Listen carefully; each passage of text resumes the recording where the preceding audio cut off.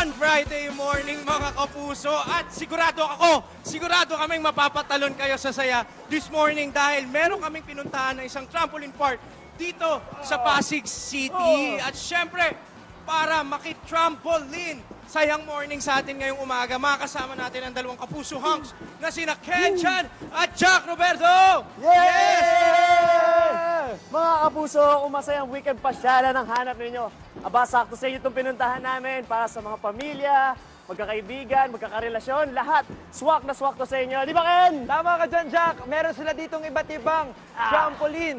At kapag naman, ito, makikita nyo, nandito kami sa Olympic size trampoline nila. Pwede kayo dito gumawa ng iba't ibang jump exhibitions tulad ng ginagawa namin ngayon. Yeah! Op!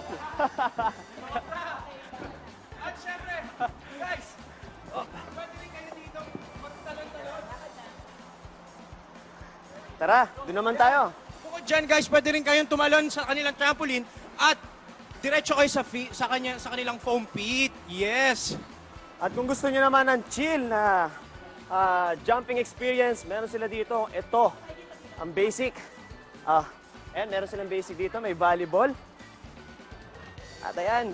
At kung meron naman kayong mga kasamang bata, mga kapuso, meron din silang toddler section. O di ba? Matanda man o bata, sigurado masisiyahan dito. Yes, tama ka dyan, Ken. At pero dun sa mga sporty na katulad ko talaga, meron sila dito mga activities. Oo, di ba pare? Meron sila ditong basketball area, dodgeball area, at ang kanilang bagong amenities na volleyball area. Yan. At syempre gusto nyo chill lang at dahil wala masyadong hassle, talon-talon lang, meron sila dyan.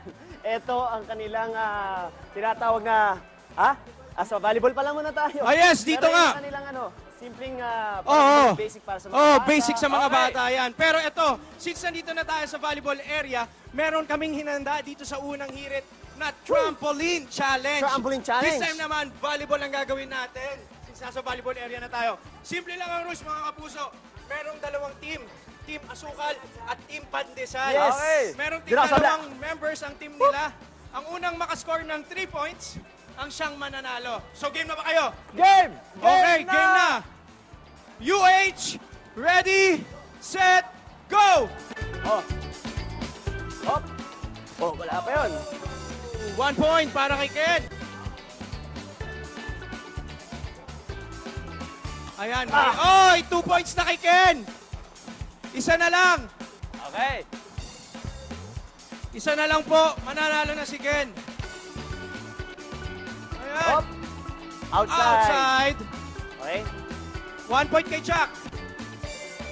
Oy, Ken. inside. All-to. Yes, let go. Nice. Outside. Ayan. Panalo, syempre mga kapuso. Halika na dito, Jack. Sino nanalo? Panalo. Ang Panalo. Team Asukal. Ayan, 1 point para sa Team Asukal. At sa mga gustong pumunta dito, bukas sila Mondays to Sundays, syempre. At Monday to Thursday, 250 lang ang entrance fee. At 350 naman sa mga gustong pumunta ng weekends like Friday to Sunday at holiday, syempre. At ang kanilang operating hours ay 12 noon hanggang 8:30 p.m. tuwing Lunes hanggang Thursday. Kapag Friday naman, 12 noon to 9:30 p.m. At tuwing Saturday, Sunday at holidays, 9 a.m. to 9:30 p.m. Kaya ano bang hinihintay nyo? Sama nyo na ang mga kids, ang mga minamahal nyo, pamilya, lahat-lahat na yan. Sakto yan dito. Kaya naman mamaya pagbabalik. Sa pagbabalik namin, hindi lang ito yung challenge dahil meron pa kayong aabangan na harapin namin dalawa ni Ken. Yes, dito lang yan sa inyong pambansang morning show, ang Unang Hit!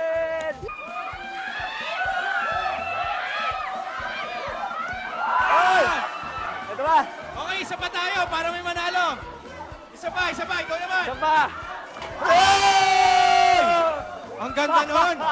Ang ganda nun, ikaw naman. Kita mo yun? Wait lang.